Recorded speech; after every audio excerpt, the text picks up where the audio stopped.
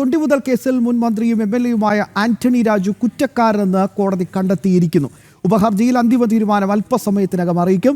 ഒന്നാം പ്രതി മുൻ കോടതി ക്ലർക്കായ KS ജോസും കുറ്റക്കാരനാണ്. എന്നാൽ കോടതികളിൽ നിരപരാധികളും ശിക്ഷിക്കപ്പെടുമെന്നും അതിന്റെ അവസാനത്തെ ഇരയാണ് താനെന്നും ആന്റണി രാജു പ്രതികരിച്ചു.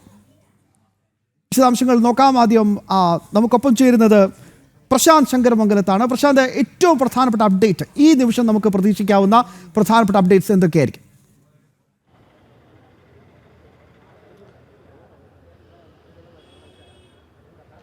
ശ്യാം, ഉപഹർജിയിന്മേലുള്ള തീരുമാനം ഇപ്പോൾ അല്പസമയത്തിനുള്ളിൽ ഉണ്ടാകുമെന്നാണ് മനസ്സിലാക്കാൻ കഴിയുന്നത്. കോടതി നടപടികൾ ആരംഭിക്കാൻ പോകുന്നു. ആന്റണി രാജു MLA കോടതിയിൽ പ്രവേശിച്ചു കഴിഞ്ഞിരിക്കുകയാണ്. അല്പസമയത്തിനുള്ളിൽ നടപടികൾ ആരംഭിക്കും. ഉപഹർജി പ്രോസിക്യൂഷൻ നൽകിയ ഉപഹർജിയിന്മേലുള്ള നടപടികൾ അല്പസമയത്തിനുള്ളിൽ ആരംഭിക്കും എന്നാണ് ഇപ്പോൾ നമുക്ക് മനസ്സിലാക്കാൻ കഴിയുന്നത്. 34 വർഷം നീണ്ടുനിന്ന കേസിന് ആണ് പരിസമാപ്തിയാകുന്നത്. ഇതിനിടയിൽ പല ഘട്ടങ്ങളിലായിട്ട് പല രീതികളിലുള്ള അപ്പീൽ നടപടികളടക്കം ഉണ്ടായിരുന്നു.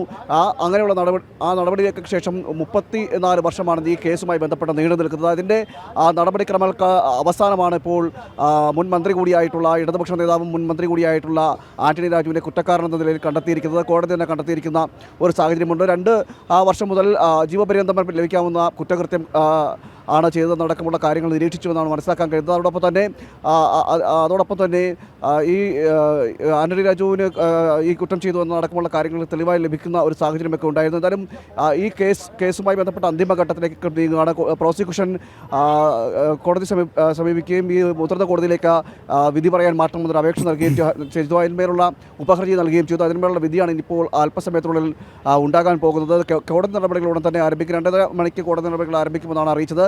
ആന്റണി രാജു MLA എത്തുകയും ചെയ്തിട്ടുണ്ട്. അല്പസമയത്തിന് മുമ്പാണ് ആന്റണി രാജു മാധ്യമങ്ങളോട് പ്രതികരിക്കുന്ന ഒരു സാഹചര്യം ഉണ്ടായിരുന്നു. താൻ ഈ വിഷയത്തിൽ നിരപരാധിയാണെന്നാണ് ആന്റണി രാജു പറയുന്നത്. കോടതികളിൽ ചിലപ്പോൾ നിരപരാധികളും ശിക്ഷിക്കപ്പെടും, അതിൻ്റെ അവസാനത്തെ ഇരയാണ് താൻ എന്നത് അടക്കമുള്ള കാര്യങ്ങൾ പറഞ്ഞുകൊണ്ടാണ് ഒരു ന്യായീകരണവാദം ആന്റണി രാജു നടത്തിയത്. അതിനുശേഷമാണ് ഉള്ളിലേക്ക് പോയത്. ഈ കോടതിക്ക് മുൻപിൽ പ്രതിഷേധവും ഉണ്ടായിരുന്നു. KSUവിൻ്റെ നേതൃത്വത്തിലുള്ള പ്രതിഷേധവും ഉണ്ടായിരുന്നു. തൊണ്ടി മുതൽ കട്ടത് ആരപ്പ എന്നതടക്കമുള്ള പ്ലക്കാർഡുകൾ പിടിച്ചുകൊണ്ടുള്ള പ്രതിഷേധവും KSUവിൻ്റെ നേതൃത്വത്തിലുണ്ടായിരുന്നു. ഏതായാലും അല്പസമയത്തിനുള്ളിൽ കോടതി നടപടികൾ ആരംഭിക്കാൻ പോവുകയാണ്. ഈ 34 വർഷം നീണ്ടു നിൽക്കുന്ന ഒരു വലിയ കേസിൻ്റെ പരിസമാപ്തിയിലേക്കാണ് ഇപ്പോൾ എത്തുന്നത്. അതുമാത്രമല്ല, സംസ്ഥാനം കണ്ടതിൽ വെച്ച് തന്നെ ഏറ്റവും തെറ്റിദ്ധാരണ പരത്തുന്ന രീതിയിലുള്ള സമീപനങ്ങളൊക്കെ ഉണ്ടായ ഒരു കേസ് കൂടിയാണ്. 1990-ലാണ് ഈ കേസ് ആരംഭിക്കുന്നത്. ഓസ്ട്രേലിയൻ പൗരൻ തിരുവനന്തപുരത്ത് വെച്ച് പിടിയിലാക്കുന്നു. ലഹരി കേസിൽ പിടിയിലാക്കുകയും തുടർന്നാണ് കേസിൻ്റെ നാൾവഴികൾ ഓരോന്നും ഘട്ടം ഘട്ടമായിട്ട് ഇങ്ങനെ തുടരുന്ന ഒരു സാഹചര്യമൊക്കെ ഉണ്ടാകുന്നത്. ആ പ്രതിയെ കോടതി ശിക്ഷിക്കപ്പെടുന്നു. 10 വർഷത്തേക്ക് ശിക്ഷിക്കപ്പെടുന്നു. ആ ശിക്ഷിക്കപ്പെടുന്ന പ്രതിയെ രക്ഷിച്ചെടുക്കുന്നതിന് വേണ്ടിയിട്ടുള്ള സമീപനങ്ങളാണ് പിന്നീട് ഉണ്ടാകുന്നത്. അതെല്ലാമാണ് ഇതിൻ്റെ കേസുമായി ബന്ധപ്പെട്ടതിൻ്റെ നാൾവഴികളിലേക്കൊക്കെ മാറുകയും ഇത്തരത്തിൽ രീതിയിലേക്ക് കേസ് ഉണ്ടാകുന്ന ഒരു സാഹചര്യമൊക്കെ ഉണ്ടായത്. അടിവസ്ത്രം മാറ്റുന്ന കോടതിയിൽ നിന്ന് തൊണ്ടിമുതലായിട്ട് ലഭിച്ച അടിവസ്ത്രം മാറ്റുകയും മാറ്റി പ്രതിക്ക് പാകമല്ലാത്ത രീതിയിൽ ഒരു കുട്ടിയുടെ അടിവസ്ത്രത്തിന് സമാനമായ രീതിയിൽ അത് വെട്ടിച്ചുരുക്കിക്കൊണ്ടായിരുന്നു ഈ തൊണ്ടിമുതലിൽ മാറ്റം വരുത്തുന്നത്. തൊണ്ടിമുതൽ മാറ്റം വരുത്തിയത് അത് പിന്നീട് കോടതിയിലേക്ക് എത്തുന്നൊരു സാഹചര്യമാണ് ഉണ്ടായത്. ഈ പ്രതിയെ ഇതിൽ കോടതി വെറുതെ വിടുകയും ചെയ്തു. ഓസ്ട്രേലിയൻ പൗരനായ പ്രതിയെ കോടതി വെറുതെ വിടുകയും ചെയ്തു. തുടർന്നാണ് ഇത്തരത്തിൽ ഈ തൊണ്ടിമുതലിൽ മാറ്റം വരുത്തിയെന്ന് ആരോപിച്ചുകൊണ്ട് തന്നെ അന്വേഷണ ഉദ്യോഗസ്ഥൻ ജയമോഹൻ കേസ് നൽകുന്നത്. തുടർന്നാണ് ഈ കേസിൻ്റെ ഓരോ ഘട്ടമായിട്ട് ആന്റണി രാജു അടക്കമുള്ളവർ പ്രതികളായിട്ട് ഈ കേസിലേക്ക് ഉൾപ്പെടുകയും ചെയ്തു. തുടർന്ന് പല ഘട്ടങ്ങളിൽ കോടതി നടപടികൾ നടന്നിരുന്നു. അതിനുശേഷം ഒടുവിലാണ് വീണ്ടും ഈ ആന്റണി രാജു പ്രതിസ്ഥാനത്തേക്ക് വരുന്ന ഒരു സാഹചര്യത്തേക്ക് എത്തുന്നത്. എന്തായാലും അതിൻ്റെ എല്ലാം അവസാന ഘട്ടത്തിൽ എന്ന നിലയിലാണ് ഇപ്പോൾ ആ കേസിൽ ആന്റണി രാജുവിനെ കുറ്റക്കാരനാണെന്ന് കോടതി കണ്ടെത്തിയിരിക്കുകയാണ്.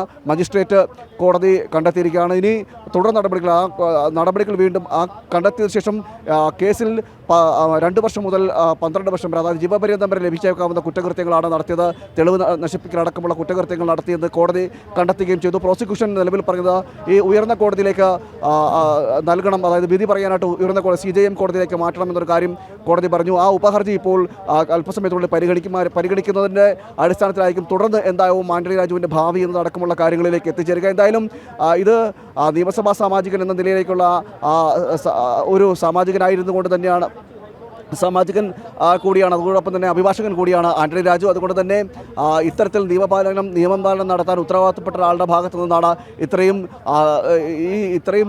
നിന്ദ്യമായ രീതിയിലൊരു കുറ്റകൃത്യം നടന്നിരിക്കുന്നത് എന്നടക്കമുള്ള കാര്യങ്ങളും കോടതി നിരീക്ഷിച്ചു എന്നാണ് മനസ്സിലാക്കുന്നത്. അതുകൊണ്ട് തന്നെ ശിക്ഷാ നടപടികളും ആ രീതിയിലേക്ക് അത്രയും ഒരു സമൂഹത്തിന് തന്നെ മാതൃകയാവുന്ന ഒരു ശിക്ഷാ നടപടികൾ ഉണ്ടാകുമെന്ന് തന്നെയാണ് ഇപ്പോൾ അറിയാൻ കഴിയുന്നത്. എന്തായാലും 2 വർഷം മുതൽ ജീവപര്യന്തം വരെ ശിക്ഷ ലഭിക്കാവുന്ന കുറ്റകൃത്യം തന്നെയാണ് ആന്റണി രാജു നടത്തിയെന്ന കാര്യത്തിൽ നിരീക്ഷണം ഉണ്ടായിരിക്കുന്നു. ഇനി എന്താണ് കോടതിയുടെ സമീപനം എന്നതും കോടതി വിധി എന്താകുമെന്ന് അടക്കമുള്ള കാര്യങ്ങളാണ്. 1990 ഏപ്രിൽ 4 തിരുവനന്തപുരം വിമാനത്താവളത്തിൽ അടിവസ്ത്രത്തിൽ ഒളിപ്പിച്ച് 2 പാക്കറ്റ് ലഹരി മരുന്നുമായി എത്തിയ ഓസ്ട്രേലിയൻ പൗരൻ ആൻഡ്രൂ സാൽവദോർ. ഈ ആൻഡ്രൂ സാൽവദോറിനെ രക്ഷപ്പെടുത്താൻ വേണ്ടി കളിച്ചൊരു നാടകം അതായിരുന്നു ഈ തൊണ്ടി മുതലായ അടിവസ്ത്രം മാറ്റുന്ന വളരെ പ്രധാനപ്പെട്ട, അതായത് അതിൽ തിരിമറി നടത്തുക. ആ അടിവസ്ത്രത്തിൻ്റെ വീണ്ടും അതൊക്കെ വെട്ടി ചെറുതാക്കി ഒന്നുമില്ലാതാക്കുന്നൊരവസ്ഥ. അത് അത് സിനിമയിൽ നേരത്തെ ഞാൻ ആമുഖത്തിൽ സൂചിപ്പിച്ച പോലെ തന്നെ അത് ഈ പ്രതിക്ക് ഇടാൻ പറ്റുമോ എന്നൊരു ചോദ്യത്തിൽ സ്വാഭാവികമായിട്ടും കൈമലർത്തുന്നൊരു സാഹചര്യമായിരുന്നു ഉണ്ടായിരുന്നത്. എന്തായാലും ഈ വിഷയത്തിൽ ഈ സാൽവദോർ തന്നെ ഒരു സഹതടവുകാരനോട് ഇതുമായി ബന്ധപ്പെട്ട ഒരു ആശയവിനിമയം നടത്തി. അങ്ങനെയാണ് ഈ കോടതിയെ കബളിപ്പിച്ച ഇത്ര ഗുരുതരമായ ഈ ഒരു കുറ്റകൃത്യത്തിൻ്റെ വാർത്ത പുറം ലോകത്ത് എത്തിയത്. പക്ഷേ എന്നിട്ടും 16 വർഷത്തോളം കുറ്റപത്രം സമർപ്പിച്ചിട്ടും വിചാരണ പോലും നടക്കാത്ത ഒത്തുകളിക്കുന്ന സാഹചര്യങ്ങൾ ഉണ്ടാകുന്നു, ഒരുപാട് ഇടപെടലുകൾ ഉണ്ടാകുന്നു. അങ്ങനെ ഈ കേസിനൊരു നാൾ വഴികൾ എടുത്താൽ ഒരു തരത്തിൽ പറയുകയാണെങ്കിൽ ഒരു സസ്പെൻസ് ത്രില്ലർ പോലെയായിരുന്നു ഓരോ നിമിഷവും. അതിൽ അനിൽ ഇമ്മാനുവലിനെ പോലെയുള്ള മാധ്യമപ്രവർത്തകരുടെ ഇടപെടൽ, ടി.പി. സെൻകുമാറിനെ പോലെയുള്ള അന്ന് അദ്ദേഹം IG ആയിരുന്ന സമയത്താണ് ഈ വിഷയത്തിൽ ദ്രുതഗതിയിലൊരു ഇടപെടൽ ആവശ്യപ്പെട്ടത്. അദ്ദേഹം പല ഉദ്യോഗസ്ഥരോട് ഇത് അന്വേഷിക്കണമെന്ന നിർദ്ദേശം നൽകിയിട്ടും പലരും അതിന് കൂട്ടാക്കിയില്ല എന്ന് വളരെ പ്രധാനമായും അദ്ദേഹം അല്പസമയം മുമ്പ് നമ്മളോട് പ്രതികരിക്കുകയും ചെയ്തു. അങ്ങനെ ഒരുപാട് സംഭവ ബഹുലമായ ഒരു കേസിൻ്റെ വളരെ പ്രധാനപ്പെട്ട വിധിയാണ് ഇന്ന് വന്നിരിക്കുന്നത്. അതിൻ്റെ ശിക്ഷാവിധിയാണ് കേരളം ഇപ്പോൾ കാത്തിരിക്കുന്നത്. MS വീണ കൂടി ചേരുന്നുണ്ട് ഇപ്പോൾ കോടതിക്കുള്ളിൽ നിന്ന്. വീണ, പ്രൊസീഡിങ്സ് ഒക്കെ ആരംഭിച്ചു കഴിഞ്ഞു? ബാബു, 2:45 കേസുമായി ബന്ധപ്പെട്ടുള്ള നടപടിക്രമങ്ങൾ ആരംഭിക്കുമെന്നാണ് അറിയാൻ സാധിച്ചിരുന്നത്. അത്തരത്തിൽ തന്നെയാണ് രാവിലെ നടന്ന നടപടിക്രമങ്ങൾക്കിടയിൽ ജഡ്ജി അടക്കം പറഞ്ഞത്. എന്നാൽ ഇപ്പോൾ സമയം 3 മണിയാകുന്നു, ഇതുവരെയും കോടതിയുടെ നടപടിക്രമങ്ങൾ ആരംഭിച്ചിട്ടില്ല എന്നുള്ളതാണ്. നടപടികൾ വൈകുകയാണ്. അല്പസമയങ്ങൾക്ക് തന്നെ കോടതിയിൽ ഇതുമായി ബന്ധപ്പെട്ടുള്ള നടപടികൾ ആരംഭിക്കുമെന്നാണ് നമുക്ക് മനസ്സിലാക്കാൻ സാധിക്കുന്നത്.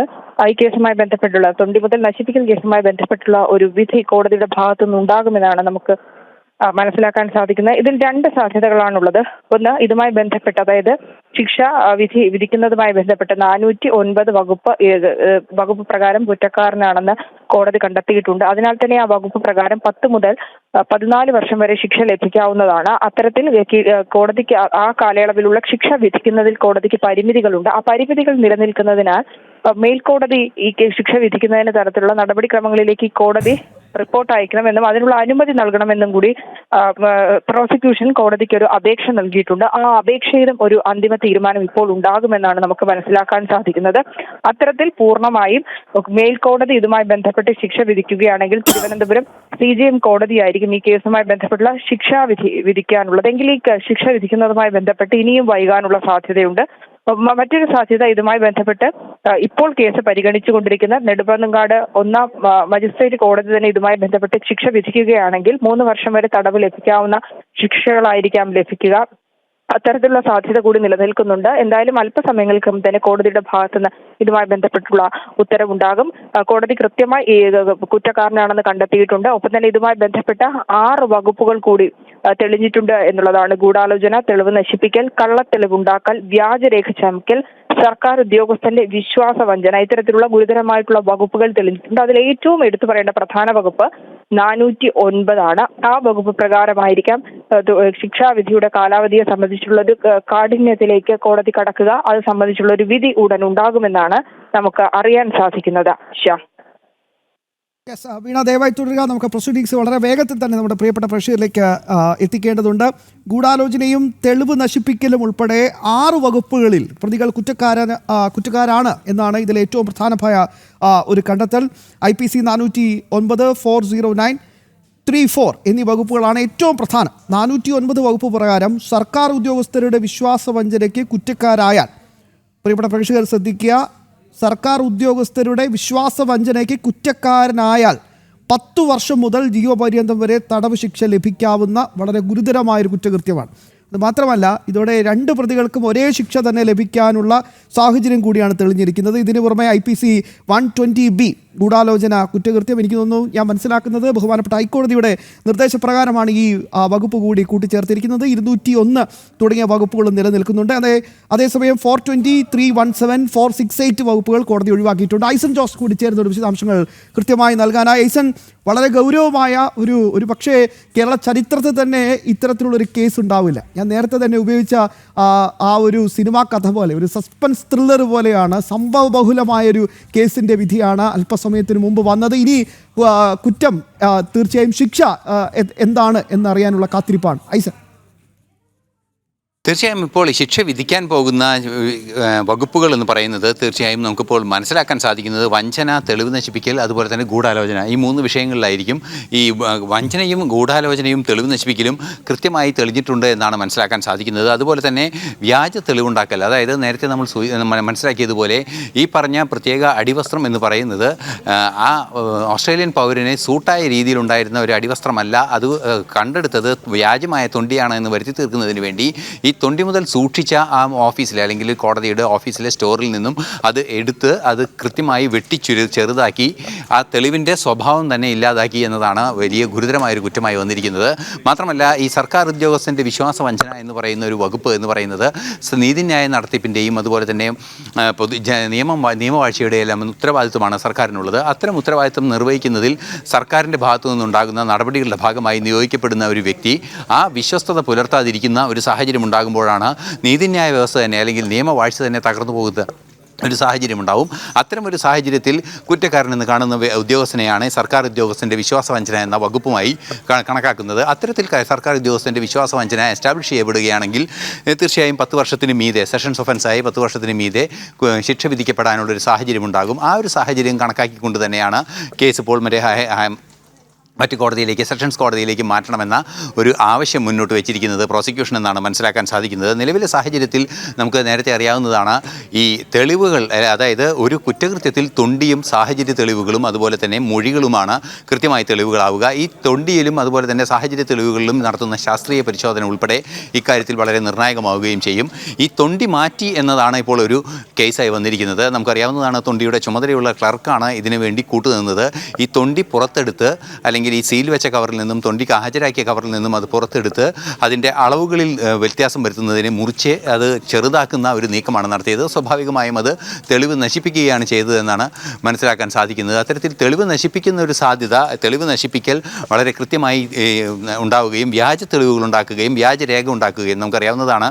ഇതിൻ്റെ അളവുകളിലെല്ലാം തന്നെ വ്യത്യാസങ്ങൾ കൃത്യമായി വരുത്തുന്ന ഒരു സാഹചര്യമുണ്ട്. അത്തരത്തിൽ അളവുകളിൽ വ്യത്യാസം വരുത്തി അത് രേഖകളിൽ എഴുതി ചേർക്കുകയൊക്കെ ചെയ്യുമ്പോൾ ഒരു വ്യാജരേഖയുമായി അത് മാറുകയും ചെയ്യും. അത്തരത്തിൽ വ്യാജരേഖയും വ്യാജ തെളിവുണ്ടാക്കലും വ്യാജമായ പ്രവർത്തനങ്ങൾ നടത്തുകയും പോലീസ് ഹാജരാക്കിയ തെളിവുകൾ തന്നെ അല്ലെങ്കിൽ ബന്ധപ്പെട്ട അധികാരികൾ ഹാജരാക്കിയ തെളിവുകൾ തന്നെ കൃത്യമായി നശിപ്പിക്കാനുള്ള നീക്കം നടത്തുകയും ചെയ്യുക, അതിന് ഗൂഢാലോചന കൂടി നടത്തുക എന്നതാണ് ഇപ്പോൾ ഉണ്ടായിരിക്കുന്നൊരു വിഷയം. നമുക്കറിയാവുന്നതാണ്, ഈ കുറ്റകൃത്യത്തിൻ്റെ ആ ഒരു വ്യാപ്തി അനുസരിച്ച് അതിലേറ്റവും കടുത്ത ശിക്ഷ തന്നെ എല്ലാവർക്കും ലഭ്യമാകുന്ന ഒരു സാഹചര്യം പല കേസുകളിലും നമുക്ക് കാണാൻ സാധിക്കുന്നുണ്ട്. അതിന് ഏറ്റവും നിർണായകമാകുന്നത് ഗൂഢാലോചന കുറ്റം തെളിയിക്കപ്പെടുക, അതായത് 120B എന്ന് പറയുന്ന സെക്ഷൻ തെളിയിക്കപ്പെടുക എന്നതാണ് അതിലേറ്റവും നിർണായകമായൊരു ഘടകം. അത്തരത്തിൽ 120B നിലനിൽക്കുമെന്ന് കൃത്യമായി കോടതി പറഞ്ഞ നിലയ്ക്ക് തീർച്ചയായും ഈ 409 എന്ന് പറയുന്ന ശിക്ഷയ്ക്ക് കാരണമാകുന്ന വകുപ്പ് നിലനിൽക്കാനുള്ള സാധ്യതയുണ്ട്. അങ്ങനെയെങ്കിൽ ആ വകുപ്പിലെ ശിക്ഷ കൂടി ലഭിക്കാനുള്ള സാധ്യത തള്ളിക്കളയാനാവില്ല. പ്രത്യേകിച്ചും ഈ ജോസ് എന്ന് പറയുന്ന ഈ തൊണ്ടി മുതൽ സൂക്ഷിച്ചിരുന്ന ക്ലർക്കിൻ്റെ ഭാഗത്ത് അത്തരത്തിലൊരു കൃത്യമായ കുറ്റകൃത്യം നടന്നിട്ടുണ്ട്. കുറ്റകൃത്യം ചെയ്യുക എന്ന ലക്ഷ്യത്തോടെ, അതായത് ഏതെങ്കിലും അബദ്ധവശാൽ ചെയ്തു പോകുന്നതല്ലാതെ കുറ്റകൃത്യമാണ് എന്ന് കൃത്യമായ തിരിച്ചറിവിൻ്റെ അടിസ്ഥാനത്തിൽ കുറ്റകൃത്യം ചെയ്യുക എന്ന ബോധ്യത്തോടെ കുറ്റം ചെയ്യുന്നതിനെയാണ് ഇത്തരത്തിൽ കൃത്യമായ ബോധ്യത്തോടെ ചെയ്യുന്ന, ഒരു ഉത്തരവാദിത്വത്തോടെ ചെയ്യുന്ന, അല്ലെങ്കിൽ അത് അറിഞ്ഞുകൊണ്ട് ചെയ്യുന്ന ഒരു കുറ്റകൃത്യമാകുമ്പോഴാണ് ഇതിൻ്റെ ശിക്ഷയുടെ കാര്യത്തിലും കുറേയൊക്കെ കടുപ്പം കൂടുകയും കൃത്യമായ ശിക്ഷ ഉണ്ടാവുകയും ചെയ്യുക. നിലവിൽ നമുക്ക് ലഭ്യമാകുന്ന വിവരങ്ങളനുസരിച്ച് ഏറ്റവും കൂടുതൽ ശിക്ഷ, അതായത് 10 വർഷത്തിൽ മീതെ ശിക്ഷ ലഭിക്കാൻ സാധ്യതയുള്ളതുകൊണ്ട് തന്നെ അത് സെഷൻസ് ഒഫൻസായി മാറാനുള്ള സാധ്യതയുണ്ട്. അതുകൊണ്ട് തന്നെ സെഷൻസ് കോടതി ഈ കേസിൽ വിധി പുറപ്പെടുവിക്കേണ്ടതുണ്ട് എന്ന നിലപാടാണ് പ്രോസിക്യൂഷൻ മുന്നോട്ട് വെച്ചിരിക്കുന്നത്. പക്ഷേ അത് മാത്രമാണോ, അതായത് സെക്ഷൻ 409 മാത്രമാണോ എന്നതെല്ലാം തന്നെ ഇനിയും കാത്തിരുന്ന് വ്യക്തമാകേണ്ടതുണ്ട്. അത് തന്നെയാണ്. എന്തായാലും ഈ ഓസ്ട്രേലിയൻ പൗരൻ സാൽവദോർ ഈ കേസിൽ, അതായത് ആ കേസിൽ അടിവസ്ത്രത്തിൽ ഈ ലഹരി കൊണ്ടുവന്ന ആ കേസിൽ ആന്റണി രാജുവിൻ്റെയും ജോസിൻ്റെയും ഒക്കെ കൃപ കൊണ്ട് രക്ഷപ്പെട്ടു. പക്ഷെ വേറൊരു കേസിൽ അയാൾ അകത്തായി. ആ അകത്തായ സമയത്താണ് സഹതടവുകാരനായിട്ട് ഇങ്ങനെ സംസാരിച്ചപ്പോൾ ചിലപ്പോൾ പറഞ്ഞു കാണും, എനിക്കിതൊന്നൊരു വിഷയമല്ല, എന്നെ രക്ഷിക്കാൻ ആന്റണി രാജുവിനെ പോലെ ഗംഭീരന്മാരുണ്ട് എന്നൊക്കെ തമാശ രൂപേണ പറഞ്ഞു കാണും. അതിനിടയിലാണ് ഇതൊന്ന് പറഞ്ഞു പോയത്, ഇങ്ങനൊരു പരിപാടി ഞങ്ങൾ ഒപ്പിച്ചിട്ടുണ്ട്. എന്തായാലും ആ സഹതടവുകാരൻ്റെ നീതിബോധം തീർച്ചയായും ഇത്ര വലിയൊരു കൊടും കുറ്റകൃത്യം പുറം ലോകത്തേക്ക് കൊണ്ടുവരാൻ ഇടയാക്കി എന്നതാണ് ഏറ്റവും പ്രധാനപ്പെട്ട പോയിന്റ്.